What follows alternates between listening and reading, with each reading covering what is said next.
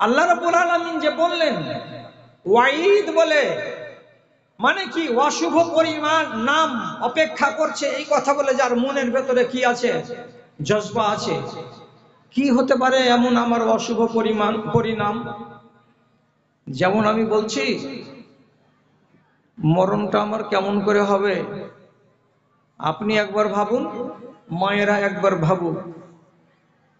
আপনি মনে মনে বলবেন হাজার হাজার মানুষ মরে গেল, আর আজকে আমি শুধু ভাববো যে মরণটা কেমন করে হবে। তো যদি ওকে ডিপলি না ভাবেন, তাহলে আপনার মনের ভেতরে ভয়ানক পরিণাম বলে শ্রদ্ধাই তৈরি হবে না, চেতনাই তৈরি হবে না। কেন?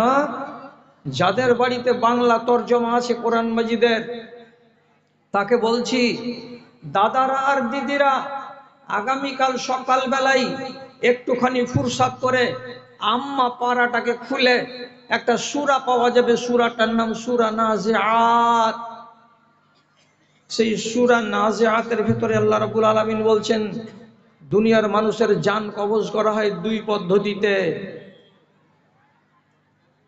এক নম্বর পদ্ধতি আল্লাহ নিজে বলছেন, ওয়ান্নাজিআতে গারকা ওয়ান্নাশিতাতে নাশতা।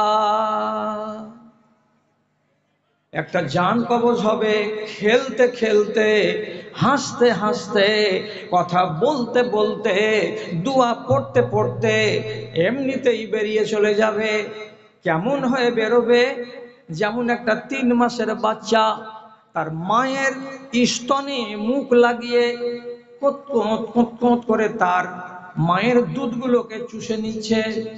যদি 20 মিনিট দুধ চুষতে পারে বাচ্চাটা, তাহলে নিশ্চয়ই দেখা যাবে আস্তে আস্তে করে চুষে চুষে তার মায়ের স্তন থেকে 50 থেকে 60 কিংবা 70 মিলিগ্রাম দুধ চুষে বের করে নিয়েছে, কিন্তু তার মা টের পায়নি। স্তন থেকে দুধ বেরিয়ে গেল, মা জানতে পারলো না। তেমনি আপনার দেহ থেকে প্রাণ পাখি উড়ে চলে যাবে, আপনি জানতে পারবেন না। এটা একটা পদ্ধতি জান বের হওয়ার। আর একটা পদ্ধতি কি আছে? ওয়ান্নাজিআতে গারকা। ফেরেশতা দূর থেকে ডাক দিয়ে বলবে, এ খাবিস জান বেরিয়ে আয়, আমার হাতে আয়। যখনই তাকে ফেরেশতার এই ডাকটা কানে আসবে, সাথে সাথে তার রূহটা, তার আত্মাটা দেহের ভেতরে লুকাবার চেষ্টা করবে। যখন সে নিজে থেকে আল্লাহর ফেরেশতার হাতে ধরা দেবে না, তখন আল্লাহর ফেরেশতা পায়ের দিক থেকে খিঁচে, পায়ের দিক থেকে চিপে, পায়ের দিক থেকে নিংড়ে, যেমন ইক্ষুকে মেশিনে ভরতে গেলে রসগুলো একদিক দিয়ে বেরিয়ে যায় আর ছোবড়াগুলো আর একদিক দিয়ে বেরিয়ে যায়, ওই রকম করে একটা মানুষের রুহটাকে তার দেহের ভেতরে মালাকুল মউত প্রবেশ করে গিয়ে নিংড়ে চুষে তার দেহটাকে বের করে আনবে। আর এমনি করে যদি নিংড়ে তার দেহটা থেকে তার রুহকে বের করে, তো তাহলে তাকে জাররা জাররা করে তাকে একেবারে এমন এমন কাতর করে দিয়ে চলে যাবে, যে যেই কাতর অবস্থাটা তার শত শত বছর দূর হবে না। আপনি এবার মনে মনে উপলব্ধি করুন, আমার পরিণাম ভয়ানক হতে পারে, অর্থাৎ আমার মরণটা যদি ভালো না হয়, হায় আল্লাহ কি হলো। এইরকম যার ভেতরে চেতনা আছে, আপনি তাকে ওয়াজ শুনান, ওয়াজ শুনিয়ে কাজ হবে। আর কোনো মানুষের ভেতরে যদি এমন চেতনা না থাকে, ধর আমার দাদু মরেছে, আমাদের দেশের সিয়ানা ডাকাতটাও মরে গেছে, অমুকের একটা অমুক ডন ও মরে গেছে, যেমন করে হোক মরে তো গেছে, ওগুলা নিয়ে ভাবনা চিন্তা করে লাভ নাই। তাহলে এইরকম মানুষের কাছে ওয়াজ করে ওয়াজের মূল্য পাওয়া যাবে না। দ্বিতীয় নম্বর উদাহরণ দিচ্ছি, আপনাকে কবরে যেতে হবে। কবরে কতদিন থাকতে হবে? কবরে থাকতে পারবেন কি না? কবরে থাকতে কেমন লাগবে? কবরে আপনি যে থাকবেন, ওইখানে আপনার মনটা কি বলবে? একবার বাইরে বেরিয়ে আসতাম, একবার বাইরের হাওয়া খেতাম, এখানে অত্যন্ত দম বন্ধ হওয়া পরিবেশে আছি, ইত্যাদি ইত্যাদি, এমন ভাবনাগুলো নিজের মগজে ভাসান তো। পৃথিবীর মাটিতে সর্বপ্রথম যেই মানুষটা মরেছে তার নাম কি? তার নাম হাবিল, আদমের বেটা। তাকে সমাহিত করা হয়েছে, কবরে দেয়া হয়েছে। যেই কবরস্থানে হাবিলের কবর আছে সেটা হলো প্যালেস্টাইনের এলাকায় একটি কবর, সবচাইতে দুনিয়ার প্রাচীন কবর, তার নাম হলো দারুস সালাম।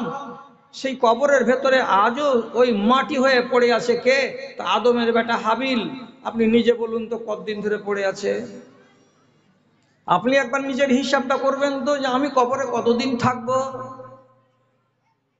আমার সামনে হিসাবটা নয়, আপনি আপনার বিছানায় শুয়ে শুয়ে হিসাব করবেন, কাবিলের মরা কতদিন হলো রে, হিসাব করে নেন।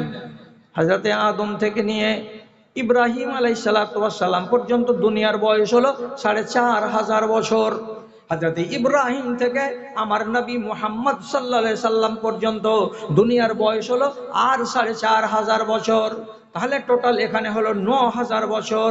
এবং আমার নবী থেকে শুরু করে আজ পর্যন্ত দুনিয়ার বয়স কত হলো? তো কাছাকাছি ১৫০০ বছর। তাহলে টোটাল যদি আমি করি তো ১০,৫০০ বছর হলো। তাহলে আদমের বেটা হাবিলের কবরের ভেতরে যাওয়া কতদিন হলো ভাইরা? তো ১০,৫০০ বছর হয়ে গেল।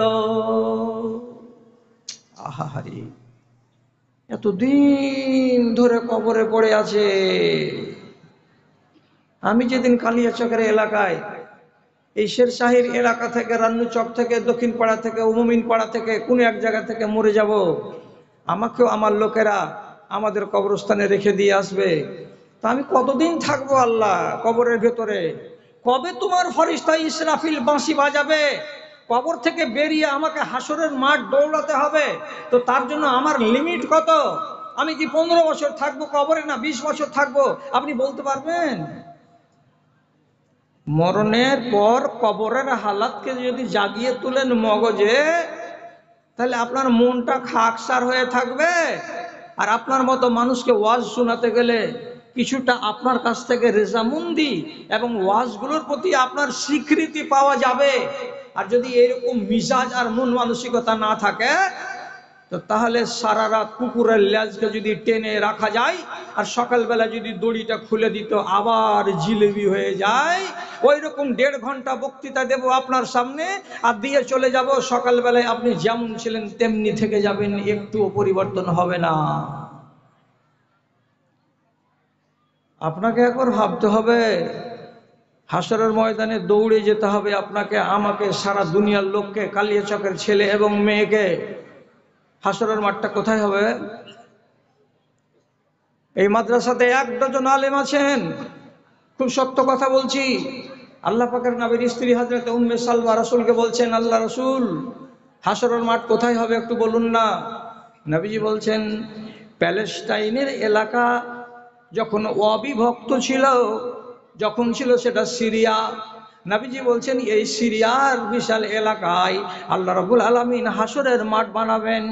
কিন্তু এই জমিনটা সেই জমিন হবে না, এই জমিনের মতো উঁচু নিচু জায়গা থাকবে না, এই জমিনের মতো গাছপালা, নদ নদী, পাহাড় পর্বত থাকবে না। সেদিন জমিনটা কেমন হবে?